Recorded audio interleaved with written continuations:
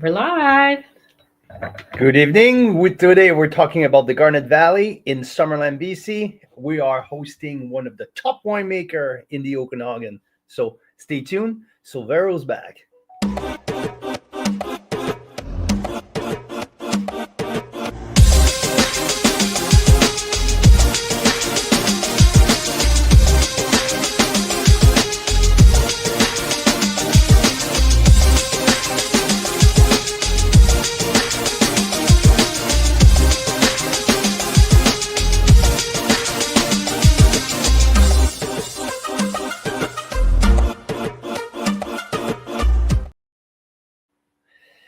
Canadian wine lovers, Cheers. Carl's Wine Club members, everyone across the country. It's now 5 o'clock Pacific, 8 o'clock Eastern. It's time to crack a bottle of Canadian wine. Sit back and relax.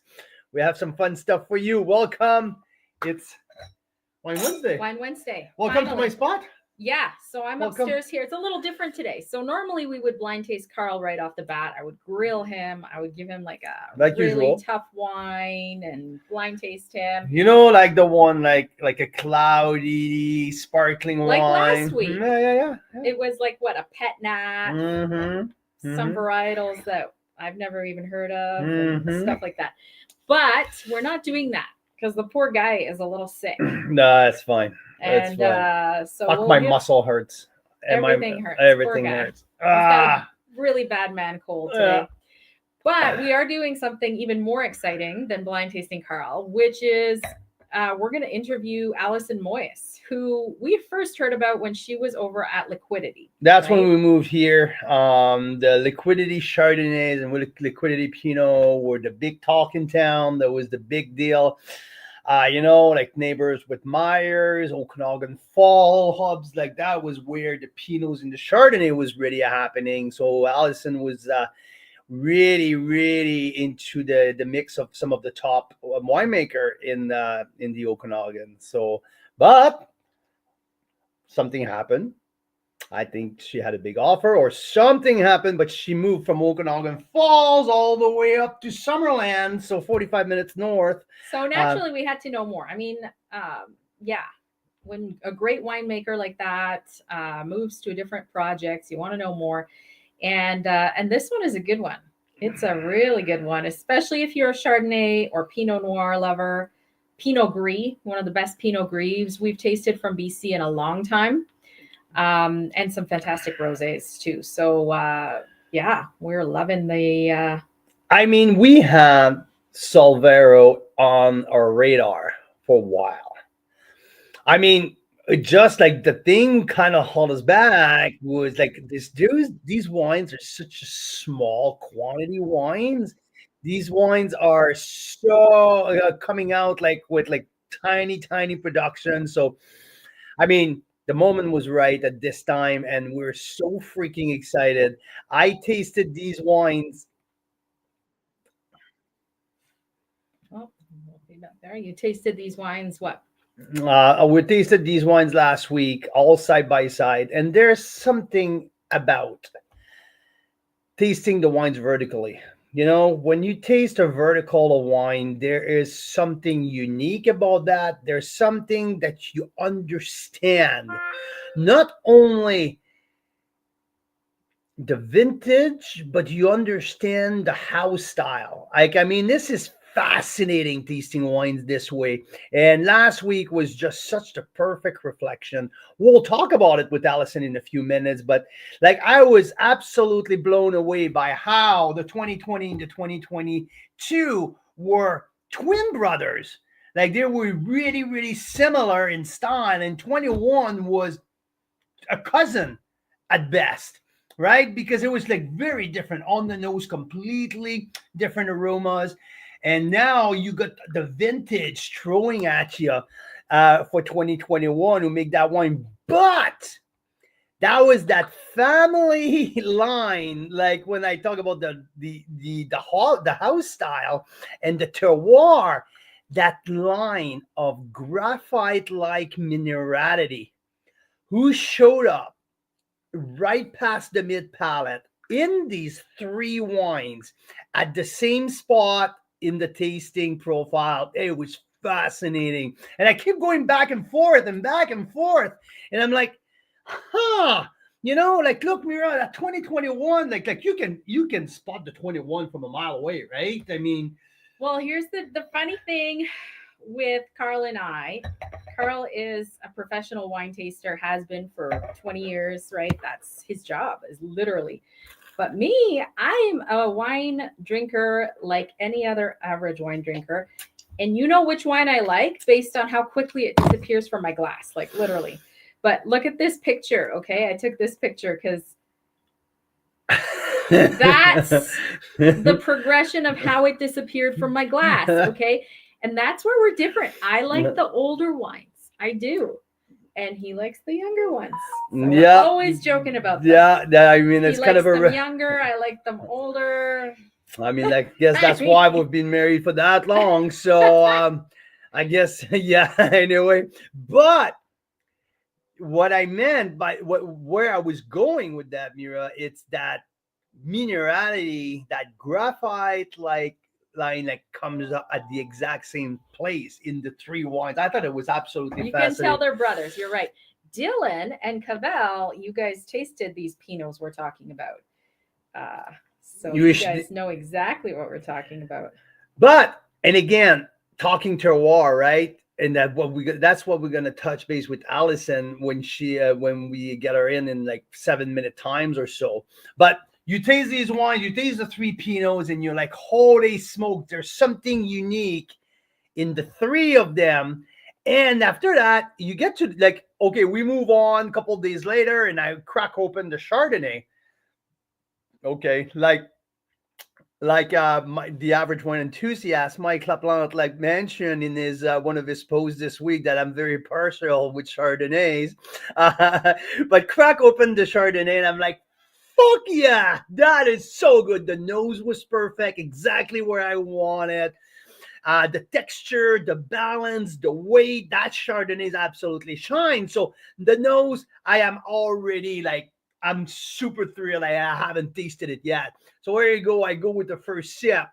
And guess what shows up right past the mid palate? The exact same minerality, graphite-like line right past the mid palate. I'm like, holy shit!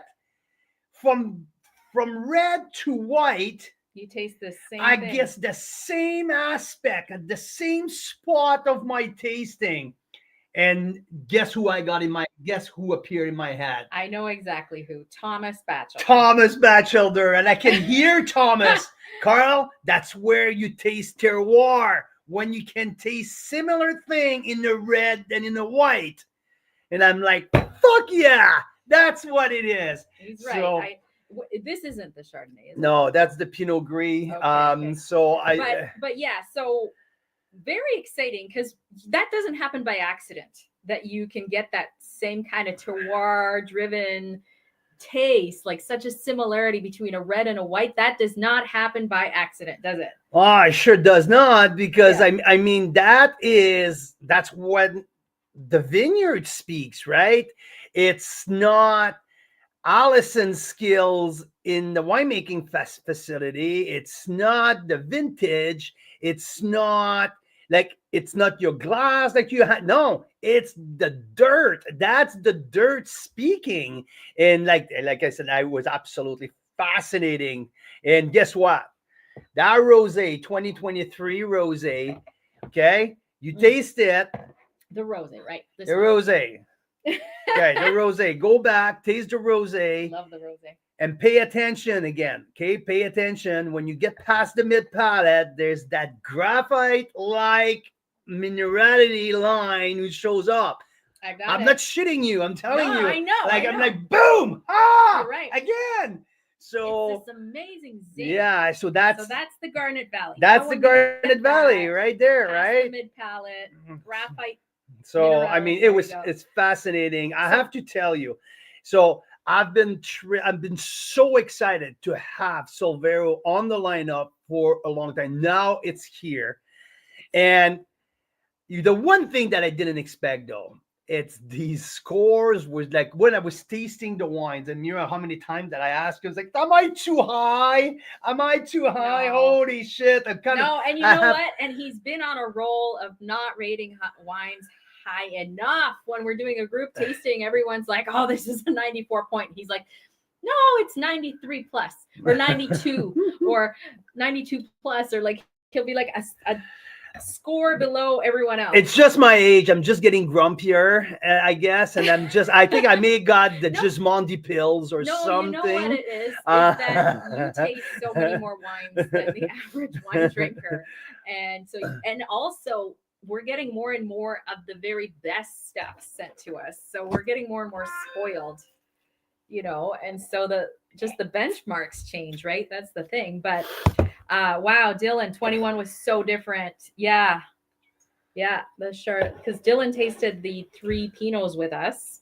They'd already been open a few days, but they were still shining. Oh, absolutely, absolutely. Chardonnay was a rock star. Yes. What'd you give that Chardonnay? 93 plus. Yeah, and I have to emphasize how rare this is for Carl to give 93 plus, 94 points. Like this is like less than 5% of the wines he tastes. And I think we're up to about 1,500 in the last rolling year here. So wines tasted, right? Yeah. Right. This beautiful palette right here, this one. When the nose were working, not that. Yeah. Not so this is why I'm not grilling Carl with a blind tasting right off the bat with a timer with the because he is sick as a dog. But look, so last thing I want to say, and then we're gonna bring Alison in, but just to situate you guys. So you know what we're talking about when we say Garnet Valley. And so Garnet Valley is still in the Okanagan. It's still in the Okanagan, okay? It's not like confused that it's a different place or whatever. It's part of the Okanagan Valley. And in Summerland, just recently, 2 years ago, they have split Summerland. It's a tiny town up into 3 subgeographical indicators, right? Yeah. Why? And I think originally they were going to do 6. Yeah, there was something absolutely crazy in the plan, but I mean, there's so many distinct areas here that are so different for winemaking, right? And that bring me to say, like, that's where our wine region is evolving, and it's so cool to see the evolution of our sub-GI, where we're getting where Ontario, we're getting where Niagara are with their 17 or something like that, some sub-GI. And more when I talk with people from Niagara, they're referring to their wines, they're referring to the sub-GI first and foremost. This is a 4 Mile Creek. This is a 4 Mile Creek wine. This is a 20 Mile Bench wine. It's becoming more and more. It's part of the wine talk, and here that's where we're heading. And I like seeing like a small area like Summerland getting 3 sub GI. I mean, first and foremost, it tells you how the terroirs are different and how much potential we have to make terroir driven wines. And this is, and why we're talking about it, because that's totally what we're having this week with Solvero. These are not generic wine. These are not, so sometimes like we like the big bold blend from the Okanagan, right? And we always refer South Okanagan styles. Now we're talking much pinpoint, right? Like, especially when you taste it, you can pinpoint certain aspect of the wine. This is terroir right in your glass, so it's amazing. Really cool. So I'll let you guys get to Alison, but I want to show them a few maps, okay? Okay. So a few maps. First thing, because she has to go. We have a kid playing football right now and needs to get the pickup. So we mentioned Thomas Batchelder, who taught us that if you want to taste terroir, you got to basically start planting the same vineyard, but with like a red and a white. And when you can taste the same things in the red and the white, you're up to something. You're up to something with that terroir. So this is Thomas and us and members. And by the way, Elaine just got back from the Craft Wineries Conference, and today Thomas Batchelder got a big award. So congrats, Thomas. He got the Carl Kaiser Award. Oh, I listened to his speech earlier. Oh, amazing. Yeah. So, okay. So here we are at Thomas Batchelor's vineyards, and you've got the Well, Wismer Park. not Thomas's vineyard, but Well, where with he Thomas takes at the Wismer fruit. at Wismer Park. Yeah. At Wismer Park. So Park these wineries we were tasting are literally like 20 feet from each other, and they all tasted so freaking different. Do you remember that? Yes, the wines. The wines, yeah. All, And those were all Pinots. Yep. And so now if you look at Summerland, okay, so that was like 20 feet from each other. If you look at the Summerland map, this is like, it would take you half an hour to drive between some of these. So I can see why they split it into 3 totally different sub-GIs, right? Yeah. Right now we are in that green part where the Summerland lakefront. That's where we are. That's where the office is. And this winery that it's Summerland Valley. That Alison is joining us from is in the Summerland Valley, specifically the Garnet Valley, and it's that orange section. Exactly. So up the hill, high, much higher in altitude, not much lake effect like the Naramata Bench across the lakes from us, or the Summerland lakefront, or even the Summerland Bench. So this is more isolated in the Summerland Valley.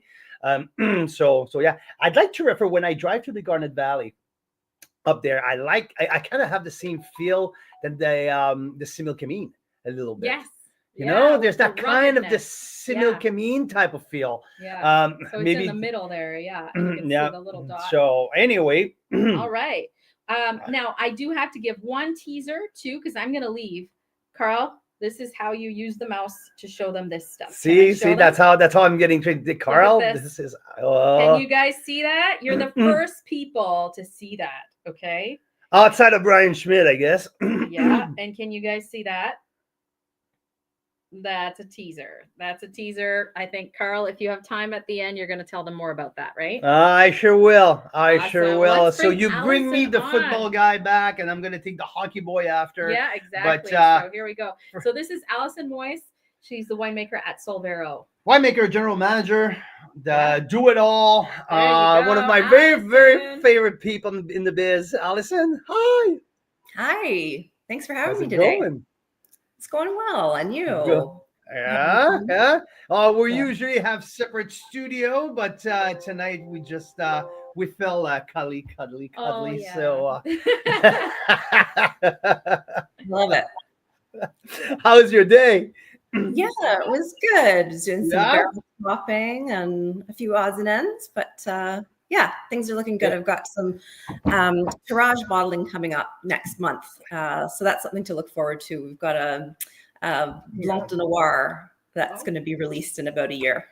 That is so exciting. You told me a little bit about it the other day, and I'm like, oh my God, this is really cool. Unfortunately, nothing ready for this week, right? Not for this week. It's an exercise in patience making a tradition. I know, right? That's something that I'm lacking, that's patience. But I want to talk to you about, first and foremost, how's the vineyard looking right now? Yeah, things are looking positive. We've got sap flowing, some buds are starting to push. We're close to bud burst. It doesn't look like we've got much replanting to do. Everything's springing back to life. So we'll see how bud burst progresses. I don't think many people in industry know exactly what we should be expecting in terms of yield this year, but I'm hearing everything from 40 to 60% of a regular harvest is, I think, the best estimate at this point. So there's some promise here for the 2025 vintage. We're either talking to the same people or everyone's saying the same thing. Because yeah, like 40 to 60%, that's what I'm hearing as well across the board.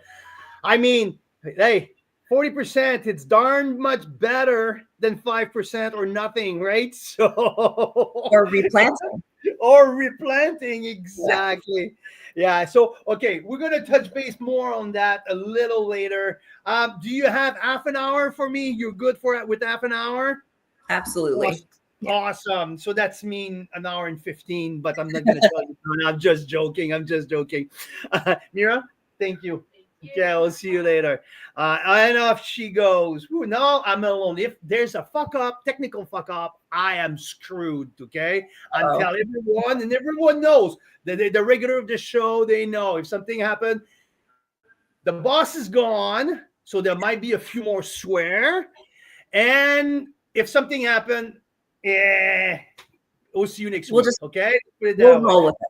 But Alison, I wanted to start a little bit because first time we've been working together for a couple of years now. I've been following you. I looked at my wall of fame bottles that I have on the other arch there, and I have your 2019 vintage Pinot Noir as well. So I've been tasting your wine since 2019 vintage at Solvero. But it's kind of a new project, like in the big scale of the Okanagan. Solvero is kind of a new project. Before we touch base, we'll let you introduce a little bit of your background to our listener, to the members who are looking to know more about you. Because I mean, I think that you were at places like Osiris La Rose in the past, Lake Boat, and obviously Liquidity. So how about you give us a little rundown of what you've done in the past in terms of locally and internationally, if you went anywhere international? Yeah, so I haven't been anywhere international except to tour the regions and taste the wines with all of the winemakers in different places in the world. But I have some background in Ontario, which I know you're very familiar with. Went to Brock University there after working as a sommelier for several years out on the East Coast. Moved to Ontario to take the enology of viticulture degree there, and ended up working at 13th Street Vineyard, 13th Street Winery, if you're familiar with them, making some Were you there when Jean-Pierre was there, or that was previously Jean-Pierre Collat? It would be quite a bit prior to that. There you go. Okay. So if I'm going to age myself here, but this year was my 18th vintage. I can't even believe that. So did a couple out in Ontario, and then got a contract with Solvero La Rose and came out. I thought it was going to be a temporary thing, come out here for 8 months. And as it happens for many, I just fell in love with BC and the potential here for wine growing and just the lifestyle in general. So ended up making it a permanent move. Worked at Solvero La Rose for 2 vintages, and then transitioned over to Stoneboat Winery as assistant winemaker, and then promoted to winemaker in my second year there. And that's really where I got my beginnings in Pinot Noir, and really, that's the grape variety that I've always wanted to work with and make above all else. So I was there for 6 years working with the Martinic family at that time, which was fantastic and some wonderful fruit to work with. And then an opportunity came up at Liquidity, which also was Pinot Noir, and then now Chardonnay focused. So I was there for 6 years. And I had been following what Matt Sartor and the Sartor family had been working on out in Garnet Valley. And he even came and tasted with me at Liquidity once or twice to check out some of the different clones when he was deciding what to plant. So it just seemed like a perfect fit when the grapes were coming online. He'd planted 7 different clones of Pinot on that beautiful vineyard there. And then I tasted the 2019 Pinot Noir, which was the very first wine that was released from that vineyard site from 4th leaf vines. And it was just outstanding. To get that kind of quality from vines at that stage just told me what the potential was for the place. Really authentic, cool climate Pinot Noir. And we get such great depth of flavor and full ripeness, but lower sugars and lower alcohol levels, which is right up my alley. Yeah. So, and at that point, I mean, Liquidity, it was a big rush. Like the big thing happened at Liquidity, it'd been sold and blah, blah, blah. So, I mean, like the path was wide open for you to make the move up north and, up north, 45 minutes north.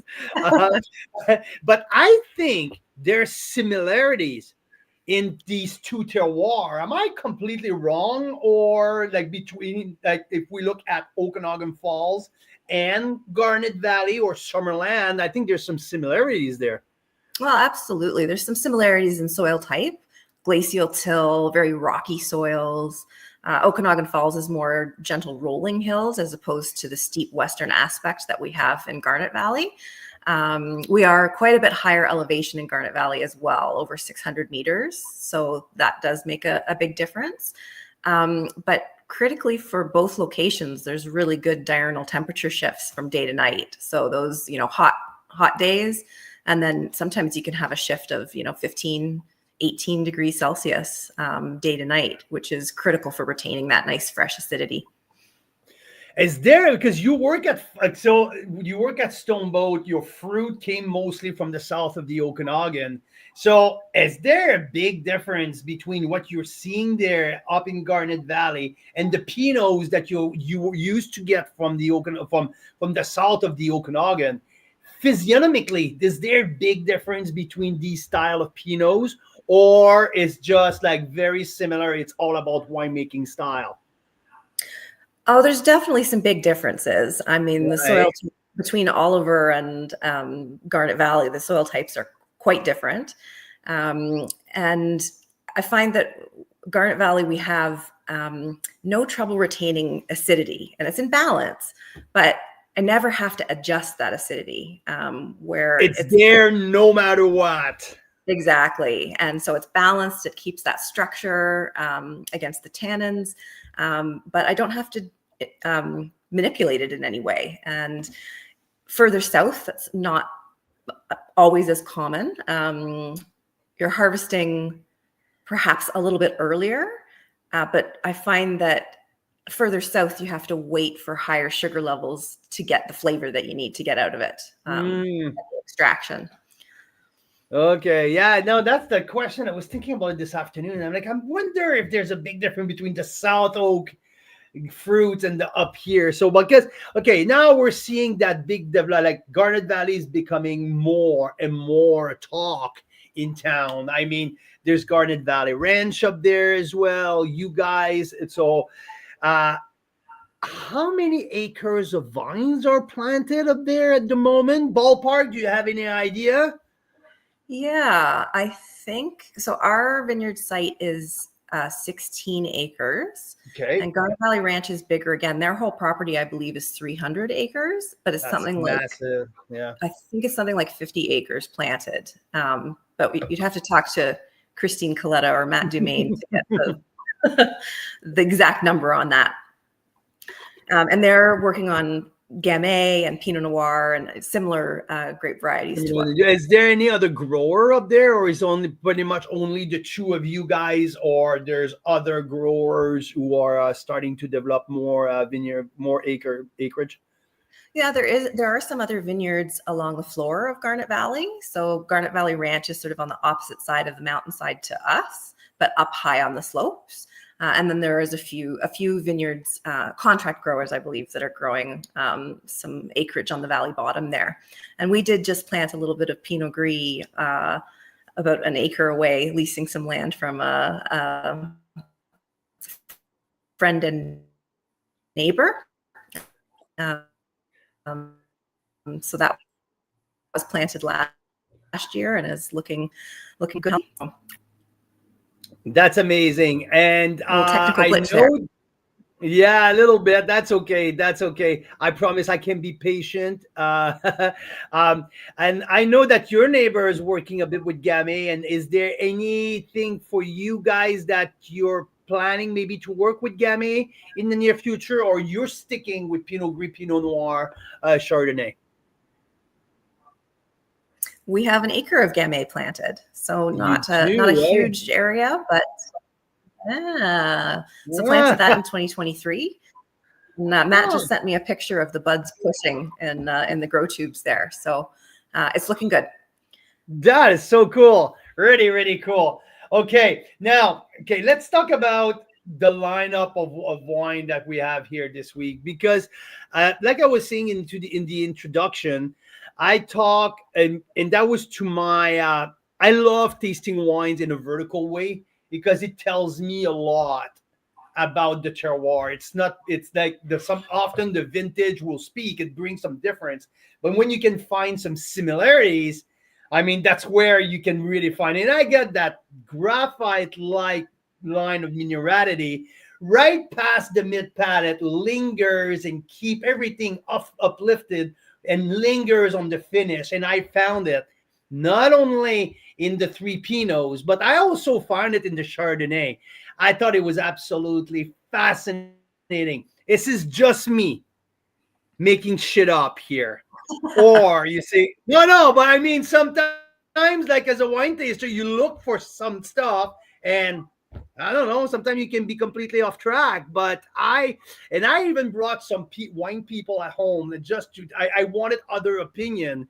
And I think like someone told me, and I liked the answer. He said, "No, this is just the Garnet Valley terroir." And I thought that was absolutely brilliant. Is it what we're experiencing here? I really think so. I love that comment. That line of minerality is a consistent characteristic I get throughout our portfolio of wines, vintage over vintage, variety to variety. There are differences as well. Every vintage we're trying to express. I like to say we want to authentically express the site and season. I'm not trying to make the exact same wine every year, and I don't think that we are. But yeah, that terroir comes through as that distinct mineral character, sometimes on the nose, but always carries through on the palate. Yeah, no, definitely. And it's something that I noticed 2020 and 2022, lots of similarities between these two vintage. I keep tasting them back and forth and back and forth, and I'm like, oh wow, these two are twin brothers. Like they're very similar. And right in the middle, you got the middle child, which is completely different.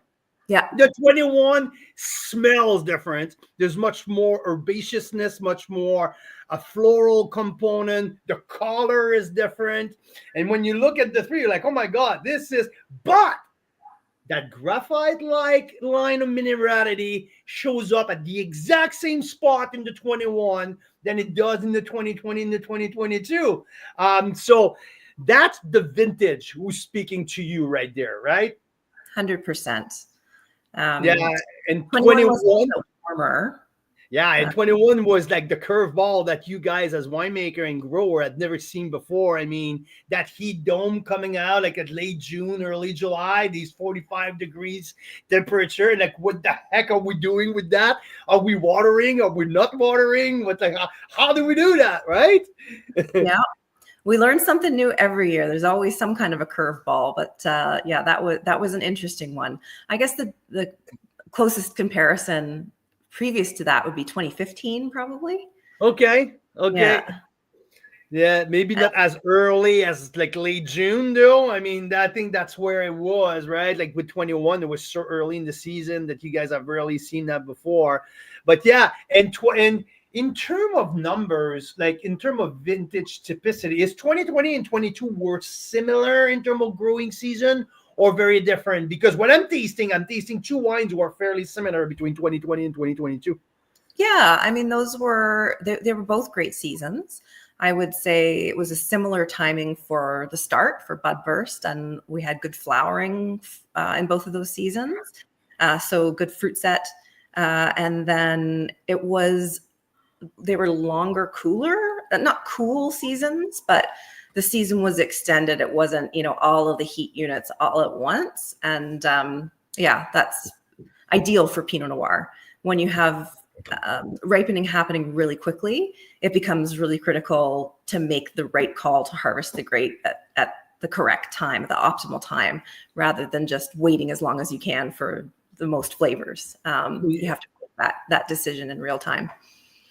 And I think that 22 is like the 2020 on steroid in terms of density, in terms of explosiveness, in terms of how expressive it is. I mean, for a young baby wine, this wine shows so well, but there is a density of flavor that took me over the edge when I'm looking at the score. I mean, I'm tasting them, and that there is something. And I mentioned that in my tasting notes, I believe it's bringing this wine right in the same sandbox that Meyer Old Block or a Blue Mountain Estate or, these really more established Pinot producer. And I tasted the 22. I'm like, holy shit, here she is already. She's making it to the top tier right out of the gate. Is very, very impressive. So bring us back in 2022 and how you lived your growing season, and how did you had a thought and like, wow, this growing season is so good for Pinot Noir? Did you had like destocked, or it was just another year, another day at the office, and just let's hope for the best. Yeah, I don't think you really know what the season is going to end up being until you get through September. I always say September is the make or break, right? Because everything can be going perfectly everywhere else, but if you don't get a good September, that changes all of that. So the whole season was pretty consistent. Things went well, and we had that beautiful September where we got the low to mid 20 temperatures and sunshine consistently through the month. And yeah, we had great balance on the vine in terms of yield. Our Garnet Valley site yields naturally quite low, so we don't need to go in and drop crop typically, with the odd exception. There might be a vigorous plant, but we're walking through and customizing that on a vine by vine basis. But for the most part, the vineyard yields somewhere between 1 and 2 tons an acre naturally. And then some winemaking decisions, I think, to capitalize on that beautiful harvest. We had really ripe stems. There was no disease pressure to speak of. And that lends itself well to playing around with a bit of whole cluster fermentation. And I think that might have been the key to getting those aroma, the density of aroma that you're talking about, to pop out a little bit more. Because that can really make a big difference.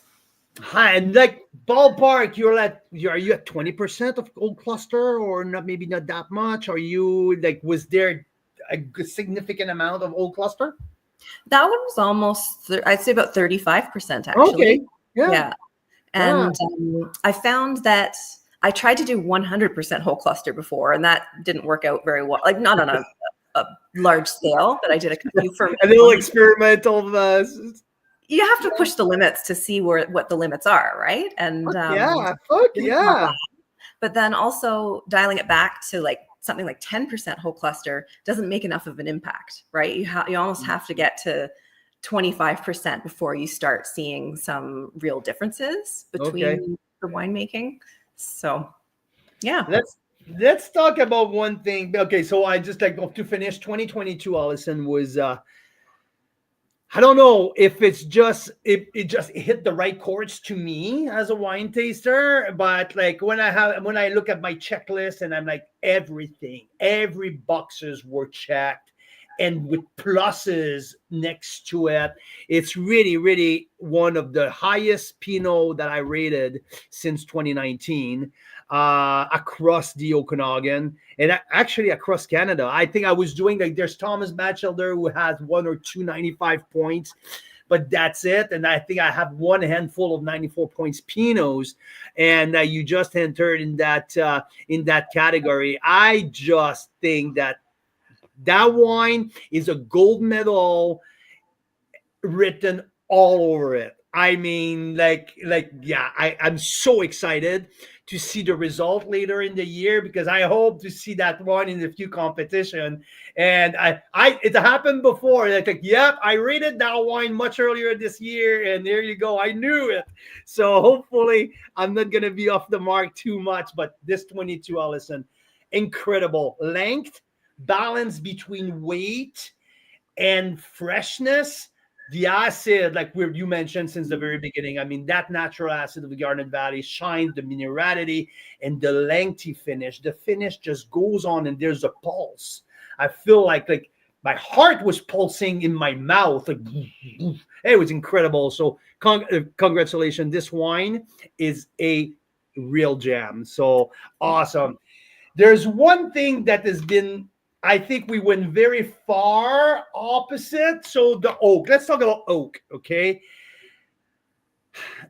Our California friends took the oak usage to a different planet, to a different level of usage in the 80s and 90s and early 2000s. They make a style of it, and people became kind of fed up of oak over time. There's a generation or half a generation of winemaker who took it so far back that we talk about like that big movement of like oak was almost bad, right? And this, to me, when really way too far on the other end of the spectrum because I love oak in my wine. I Mm. love the mouthfeel. I like that vanilla. I like everything about oak, the oak spice. And when I look at your winemaking, you're not shy of using French oak, new French oak. I mean, you rarely go over 30%, but to me, that's such a sweet spot, the 25 to 30% new oak.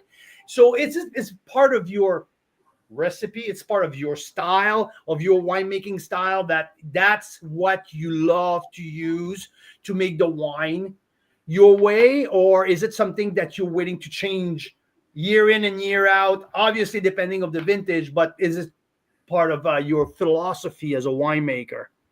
Absolutely. I mean, the barrel program at Solvero is a key part of what we do.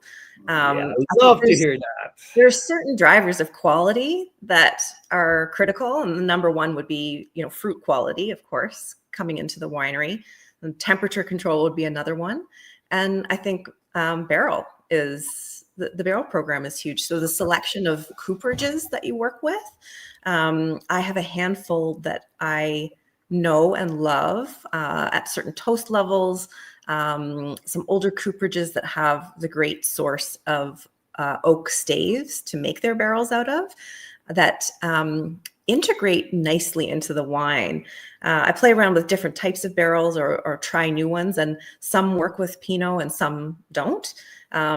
If you don't make the right selection of type of barrel and toast, it can be obvious. And I describe it as almost like a planky flavor. And what we're trying to achieve is a complexity from the oak that you almost don't even perceive as coming from an oak barrel. You wouldn't even necessarily be able to pinpoint that this is an oak profile. But then also the neutral oak. So the older barrels that we use, I don't use very many in Chardonnay, for example. So approximately 10 to 20, somewhere in the 10 to 20% range for Chardonnay is typically the sweet spot. And then, 25 to 30% for Pinot Noir is the sweet spot there. And the balance of the barrels are neutral barrels that don't impart that flavor, but you get that slow micro-oxygenation in the wine that creates that texture and develops flavor profile. Yeah, exactly. Yeah, and I mean, it can what can feel it across the portfolio as well in terms of mouthfeel, right? So, this is very consistent, and I'm glad to hear the philosophy that it's been with you, and you work with the same Cooper like for years. I mean, like I said, like sometimes I feel like it was way too far. Like the stainless steel became a little too popular, to my opinion. So, and we have lots of members. Sometimes they're going to email me, say, "Oh, can you find me something with nice oak, please?" So, and especially these days now, since the tariff clusterfuck and the whole thing, people try to support Canadian. There's still a lot of people who are drinking lots of California Chard, and I get like countless of emails saying, "Hey, can you find me the oakiest Canadian Chardonnay if possible?" So I guess that oak is back, baby. Oak is back. Well, I'm not sure if ours would be the oakiest, but there is some oak in there. But the fruit is always the focal point in what we do. I want that to be what shines, and then the oak underscores that, almost as an afterthought. Yeah, no, you're 100% right. So let's talk. Before I let you go, I just want to at the winery. So you guys going to open the tasting room soon, or are you guys already open to the public for the season, or what's the schedule? How's that look like in the next few weeks for you guys? Yeah, so we did open up over Easter weekend for drop-ins.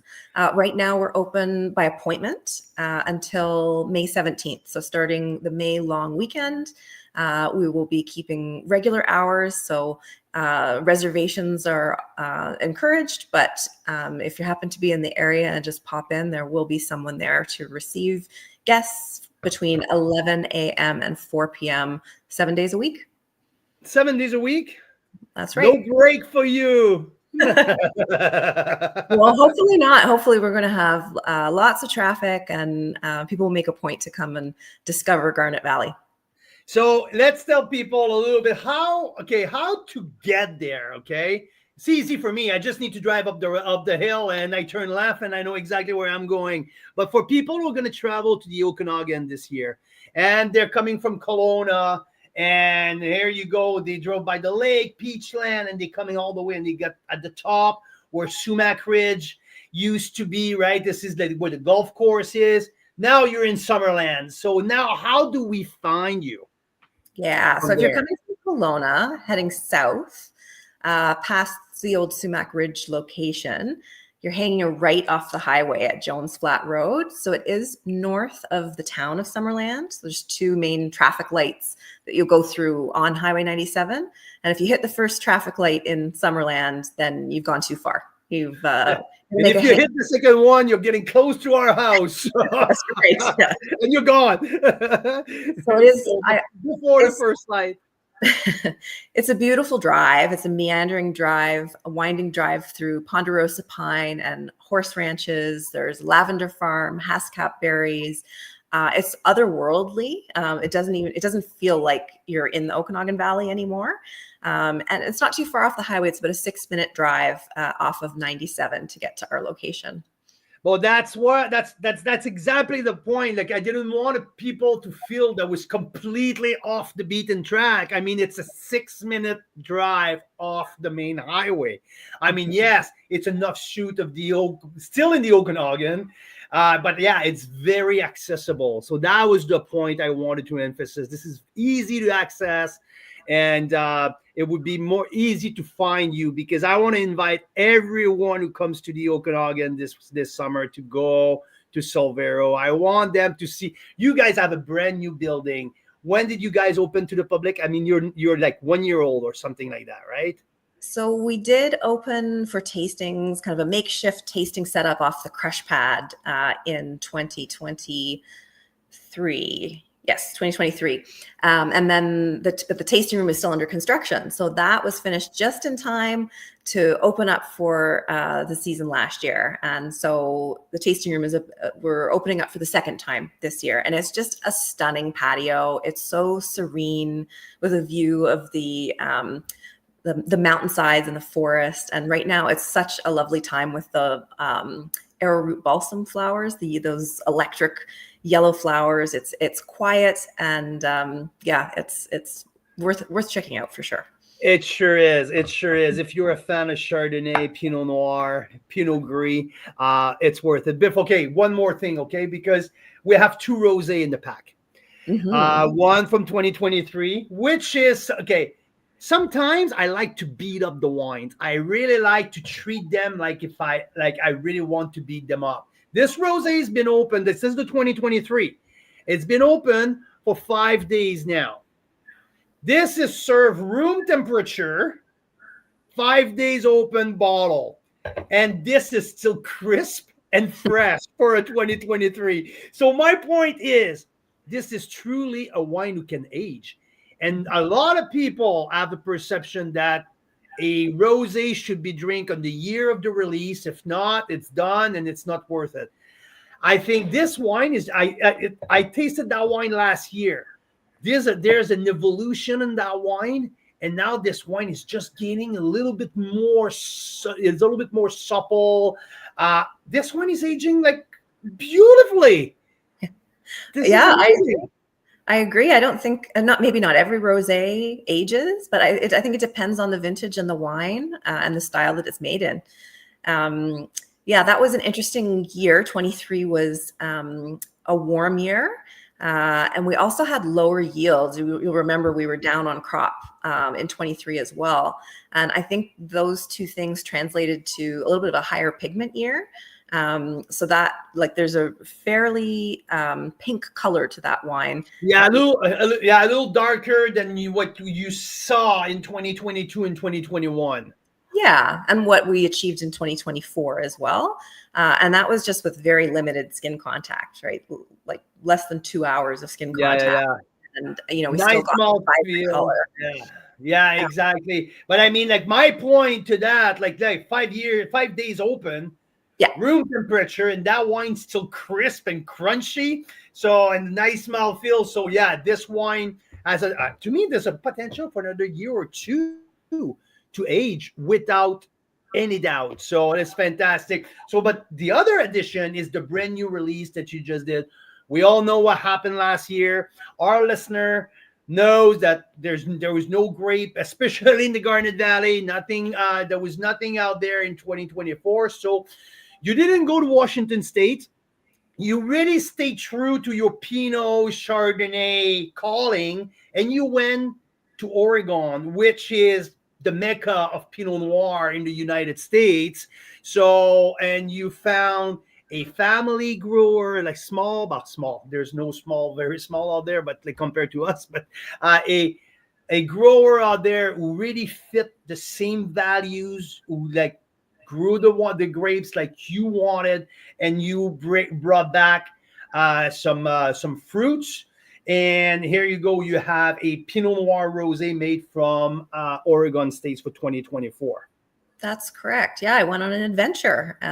Starting in late June, early July, went down to look at the vineyards. And I did go to a lot in Washington as well. I checked out maybe 8 or 9 different vineyards in Washington, and then another 5 or so in Oregon, and just fell in love with this Abershire vineyard, the Chehalem in the Chehalem Mountains, AVA, that paralleled a lot of what we do in Summerland and Garnet Valley in terms of elevation and aspect.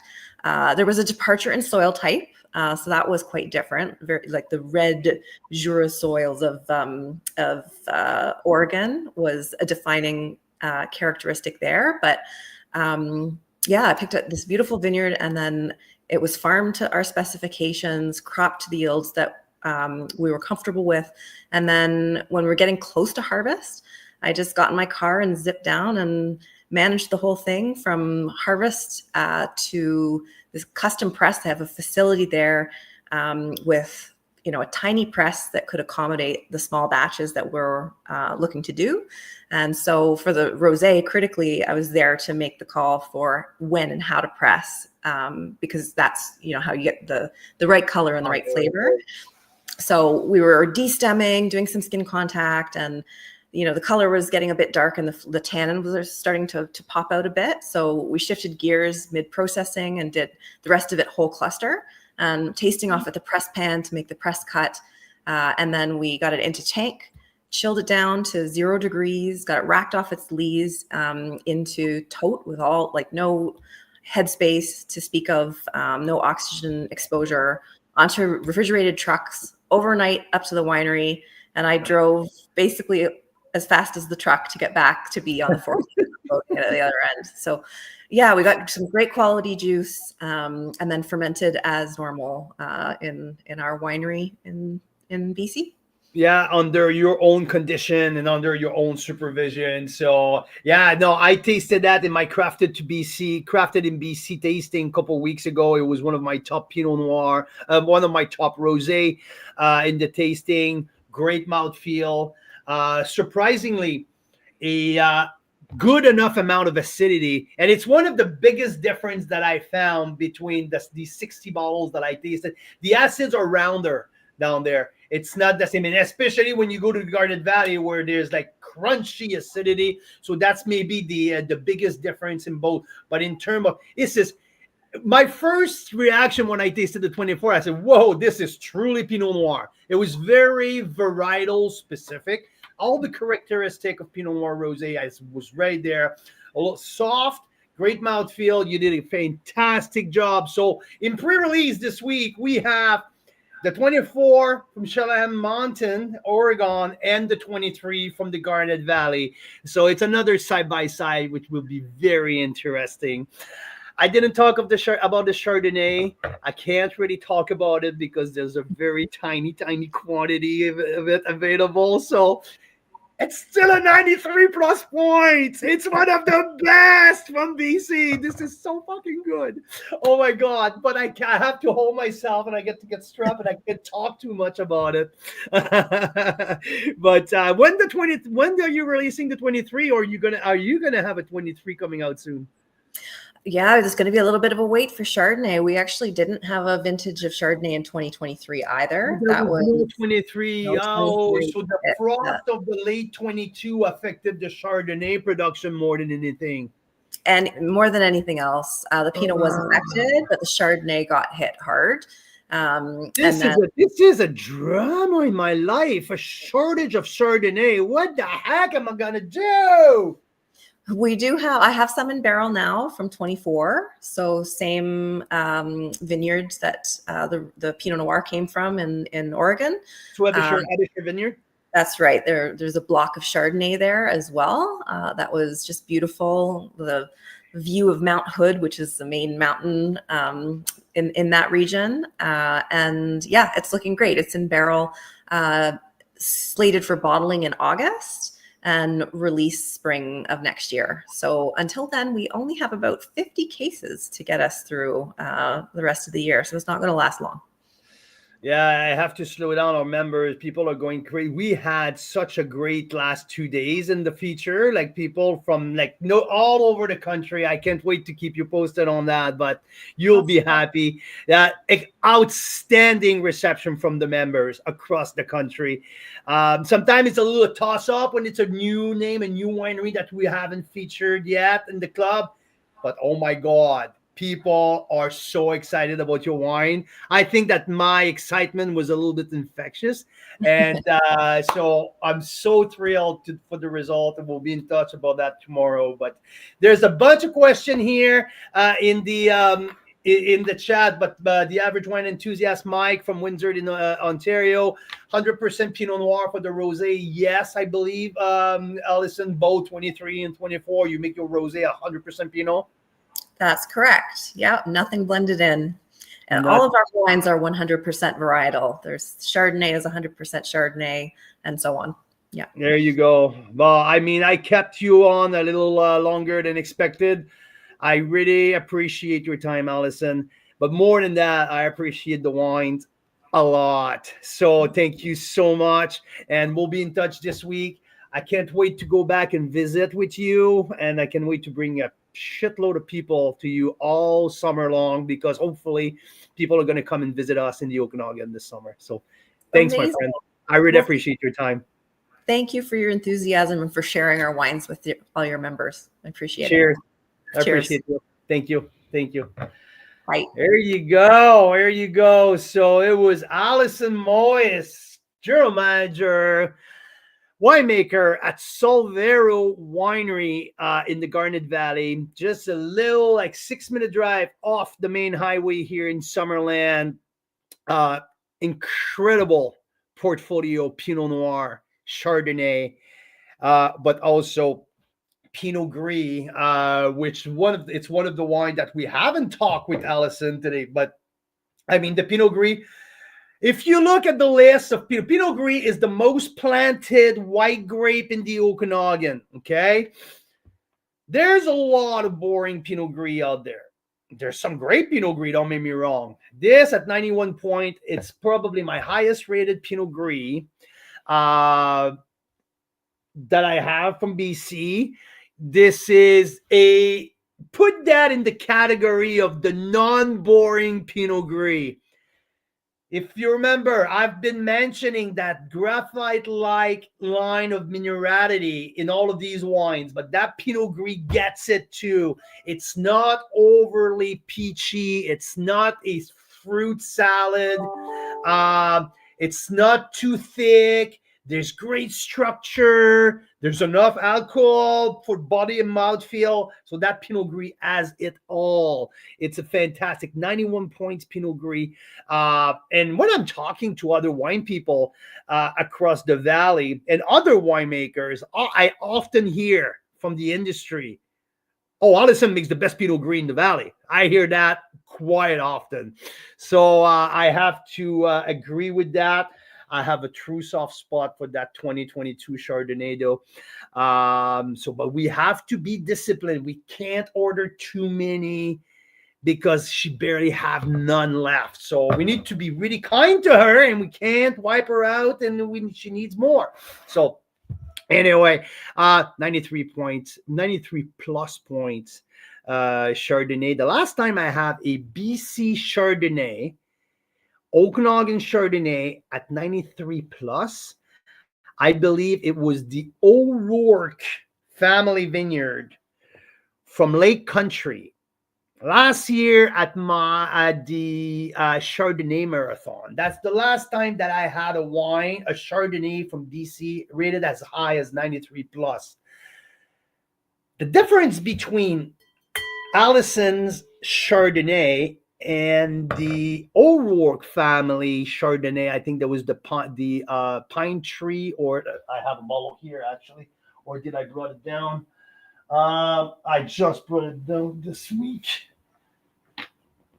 Yeah, anyway, the difference is $70 difference. Literally, like the O'Rourke are just around the $100 mark, and this is $35.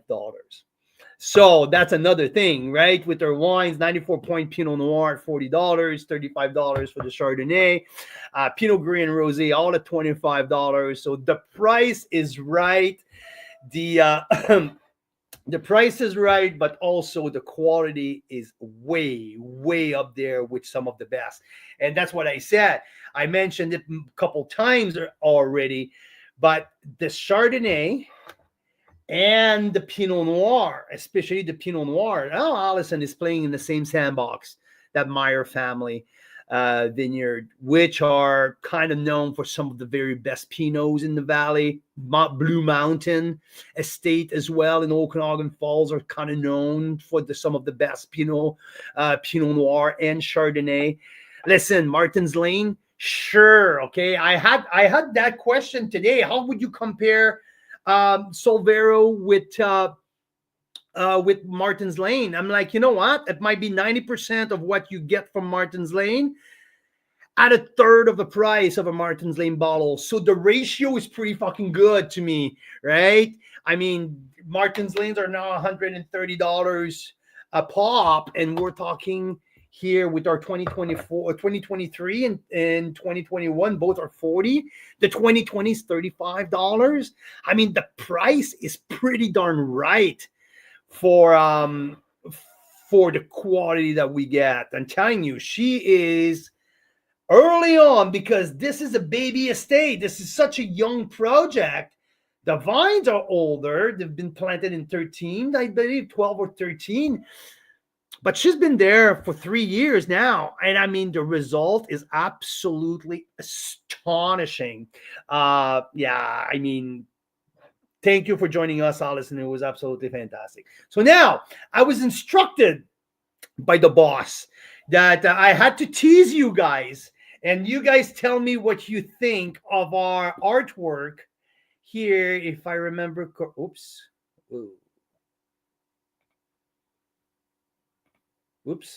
I don't know what happened here. I clicked the wrong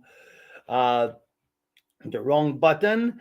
So let's here, maybe banner. No. Maybe here. Yeah, I got it. There you go.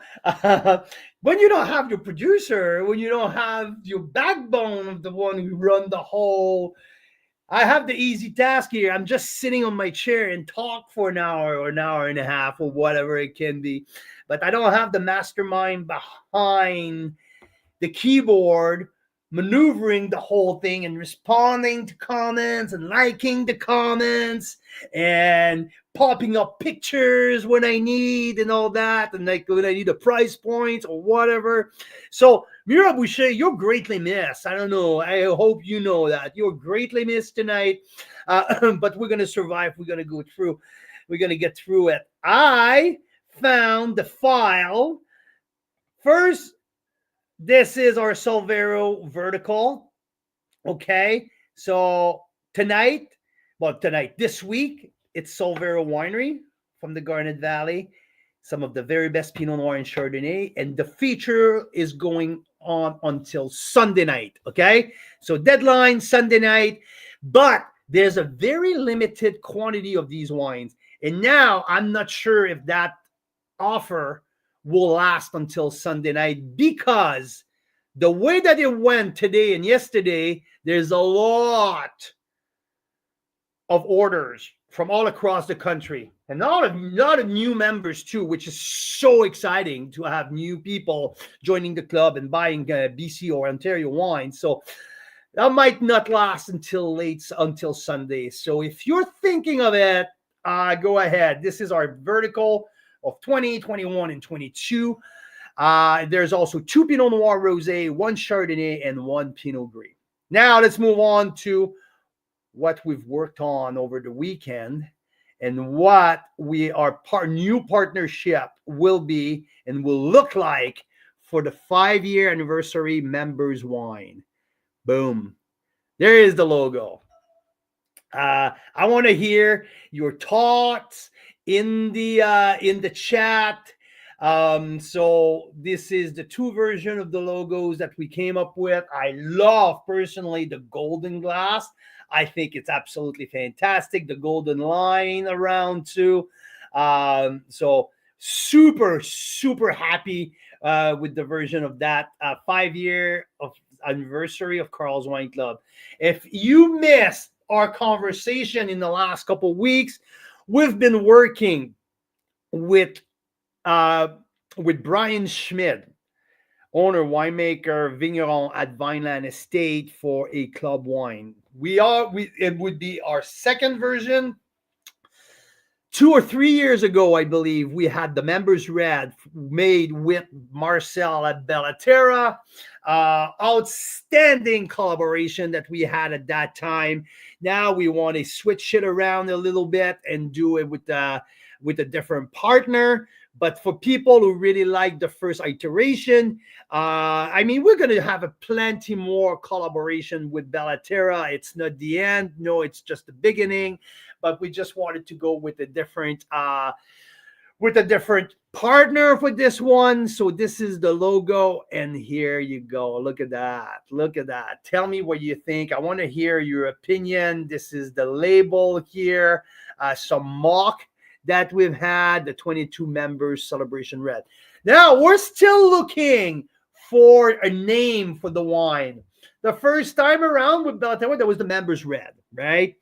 So on the mock here, we just put members celebration red. But I'm open to any suggestion. Put the suggestion in the chat box. I want to hear what you think. Maybe if we have a specific name for the wine. You can see it's going to be a blend of 2 clones of Cabernet Franc, the classic 214 and 327, which is grown at the Boutique Vineyard at Vineland. Incredible source of Cabernet Franc at Vineland Estate, one of the very best in the country. So that's what we're going to have. But if anyone has ideas about the name, a name for the wine, please send it my way, send it our way. Another here example of how it looks. These are just mocks, obviously, but and there's the white option, but I think Mira and I really, really like the black option more than the white. So here we are. A little bit more here. That's the one I love. That's the one with the little shade in the back. I think it's very freaking awesome. Let me get back to comments here. Logo looks fantastic. Thank you, Dylan. I want to hear more. If people have ideas, black for sure. I think so, Dylan. I think we're bang on. We're on the same. How do I get rid of that darn picture now? Usually, no. Okay. Media asset. Maybe if I hide. Here you go. So that's the that's the tease for tonight. That's the and I like to go back in here, and I think this is my very favorite picture here. That's the 5-year anniversary red wine that we are planning with Vineland Estate and will be available soon. So maybe in a month time or something like that. So that's coming your way very soon. So yeah, here, boom, here we are. So looks like it. So now 6:10, 10 minutes past 6 o'clock here in the Okanagan. It's 9:10 in the Eastern time zone. Just a little recap here. It's Solvero week at Carl's Wine Club. Next week, we are going to do a little quick flash feature. I talked with Richard Da Silva. There's one wine that he wants to promote to the club, and he's willing to give us a crazy deal on that very wine. So it would be the very perfect barbecue wine. So let's see. I'm just going to keep it that way. One of the Da Silva, highly discounted, which was never done before. So it's going to be coming out next week for 48 hours time period. So a very short flash feature on one Da Silva wine, perfect for the barbecue season. So another little tease here. Anyhow, here we are. Anything that I can think of. If you guys have any comments, if you guys want to keep me on for a few more minutes, yeah, I want to know what is in your glass, what you guys had tonight. What did you guys tasted? Hey, Daryl is on from Japan. Hope your trip is going well, my friend. Welcome. I have to say it's the first time that we get an order from Japan. So when we have a wine order, we like to know where it's coming from. And when we had one in that morning, early morning, order from Japan. Now, just joking, Daryl, but thanks for your 2022 Pinot Noir and Chardonnay order. I thought it was cool that we got an order from Japan. Hope your trip is going well, Daryl, and you're having a ton of fun. Let me know if you have a chance to hook up with the guy at Heavenly Wine. I always forget his name, not Jesse, but Jamie. Let me know if you had a chance to hook up with him and get a bottle of Canadian wine. So Mike has a bottle of a 2021 Small Blessing in his glass. So I think it is it's a Blasted Church wine in the Average Wine Enthusiast glass tonight. There you go, my friend. Daryl's not in Japan anymore. You're in the Northern Pacific on your way to Alaska. There you go. The cruise is on, my friend. So hope you're having a good time. Correct, sir. Well, cheers to you guys. And we will be back. I have couple wine for the Pan Canadian that I have to taste in the next couple days. I didn't taste in the last couple days because I'm doing a darn sinus infection, so I can't get too much out of my wine. Well, started yesterday, but anyhow, I got some the Syrah from Stratus Vineyard in Niagara-on-the-Lake just arrived, so I am thrilled to crack that bottle open when my condition allow me to taste that wine, rate it, and that's going to be in the lineup for the Pan Canadian Masterclass June the 21st at Siouan Staff in Niagara, or third edition. We have now 16 wines selected. Yeah, 16. So it's just keep growing. It is just so freaking exciting. I can't wait to get the whole lineup up to you. But we're going to taste a few more. Also the Cap Franc from Painted Rock. I am not exactly sure of which vintage we're going to have, but Painted Rock is sending the Cap Franc. Unfortunately, John's not going to be able to make it. Still hoping for Maverick, Andrew Windsor, winemaker and part owner at Maverick. He is now 50-50. So he's still hoping to be able to make it in person. So we are going to select their wine in the next couple of days, but Maverick is going to be part of the BC delegation. And also Da Silva Vineyard. I have not made my complete selection for Da Silva. for the Pan Canadian, but coming very, very soon. There's a few spots left for the all-in pass. I think there's 2 or 4 left. So the all-inclusive access for all of the events, all of the meal, there's 2 or 4 left.